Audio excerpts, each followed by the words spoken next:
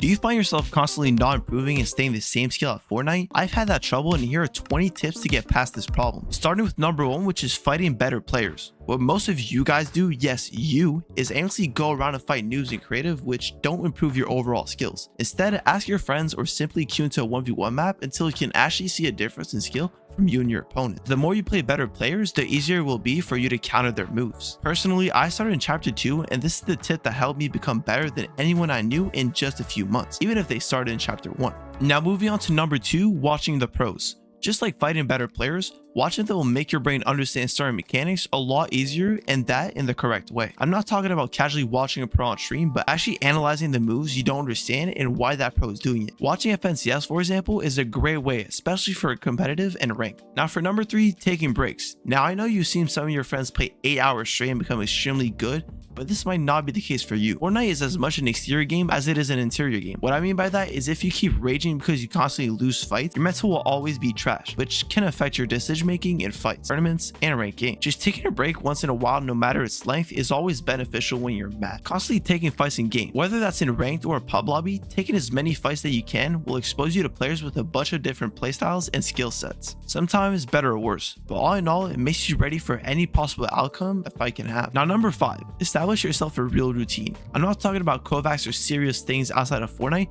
but actual in-game creative maps that touch every fundamental of the game.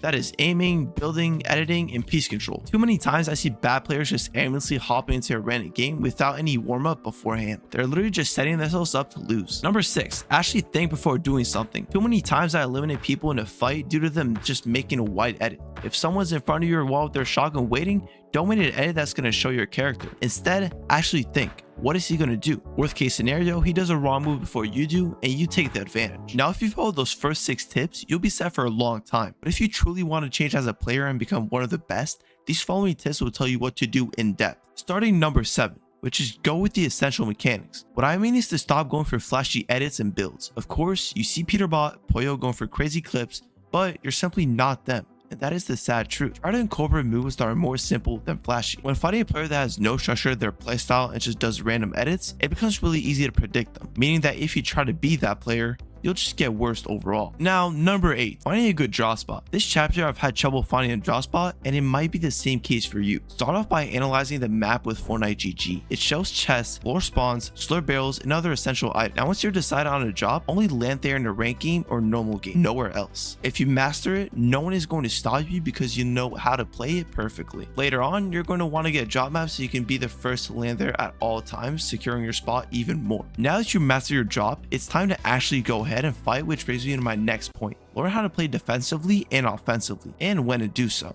When you have the upper hand in the fight, try to always have constant pressure on your opponents, especially if they're low. This will give them no time to heal and make them spend all their mats as fast as possible. Now let's say you're the one that is low. You're going to want to create as much space as you can so that your enemy has less room to work with. This means to make at least 2 to 4 boxes. What this does, it creates a distraction for yourself that also serves as cover, giving you time to hopefully turn the fight around.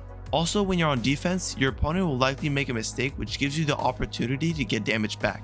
Opportunities like pre-fires, right hand peeks, side jumps, and things to catch them off guard. And now it's time for the last 10 tips, as well as for you to become the best that you can possibly be. Now we're going to be taking a look at in-game awareness. At all times, you're going to want your angles to be covered because you don't know who's going to be out there and who's going to be able to fry you when you least expect it. Also, if you want to be more aware, just slow it down a bit and start paying more attention to little stuff and sound cues, such as movements on the edge of your screens and where the storm's headed. A good thing I like to use are visual sound effects so I can see footsteps and gunshots. You also don't want to tunnel vision on one fight and always be glancing around, building smart, and thinking about where the other players could be rotating from. Now obviously your headphones do help a ton and you get used to tracking footsteps and gunshots, but the main thing is visual sound effects. Another tool that you can use is also your minimap. But the main thing when fighting, or a good rule of thumb, is just having your back, left, and right covered. It's rare that someone could be on top of you or in front of you, but sometimes it's possible, and those are just the essential tips. Now following that, we're going to be talking about baiting. Baiting is kind of like messing with your opponent's head. You want to make them think that you've got the upper hand and then flip it on them.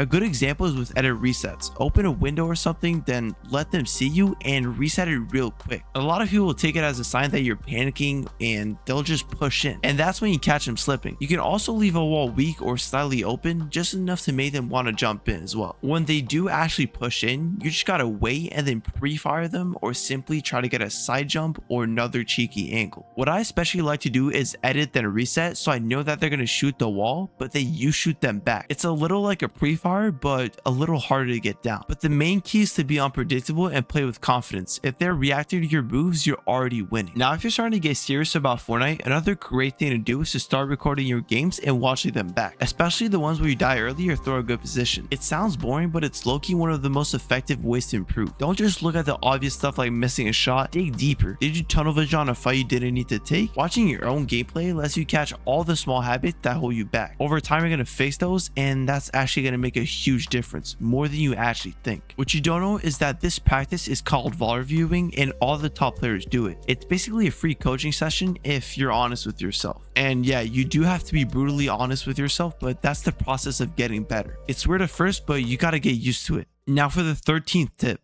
Now we're going to be focusing more on endgame, and especially stacked lobbies like scrims or tournaments. The main thing I want to talk about, and that's actually going to help you do better and get further in the game, is layer control and awareness during rotations. What a lot of players do is just follow the zone and end up stuck on low ground or box with no options. What you want to do is instead always be thinking about which layer is the safest and which one gives you the most control. Mid ground's chaotic, low ground's risky without mats, and high ground is strong but hard to hold. So as you rotate, don't just build forward. Look up, down, and to the sides. Are there players above you? Can you shift up a layer through a ramp or a tarp? If you can move ahead early and get clean layer to yourself, that's what makes it 10 times easier to survive. Don't forget to keep up and try to get refreshes while you rotate as well. Now obviously you're going to have to do really fast decisions, but that's the point. And the more you play, the easier it'll be for you. A great way as well is to look on your layer, and if you see a lot of visual sound effects, try to get further ahead or on another layer higher or low. What a lot of good players tend to do is rotate early and then look back for easy kills. On the flip side, what bad players do is stay back zone and don't actually rotate until the last seconds, which gets them killed. Now tip number 14. One of the biggest things to remember if you're trying to go pro, and honestly just trying to improve in general, is to not compare yourself to the top pros of all time. It's easy to watch someone like Clicks, Miro, or Seti and feel like you're miles behind, but what you're seeing is years of results. It's non-stop grinding, scrims, coaching, thousands of hours in creative, not just raw talent. What most of you guys are doing right now is probably going to school, so don't be too hard on yourself. Everyone's journey is different. Some people pop off fast, others take longer to break through. Just because you're not hitting crazy edits or winning every fight right now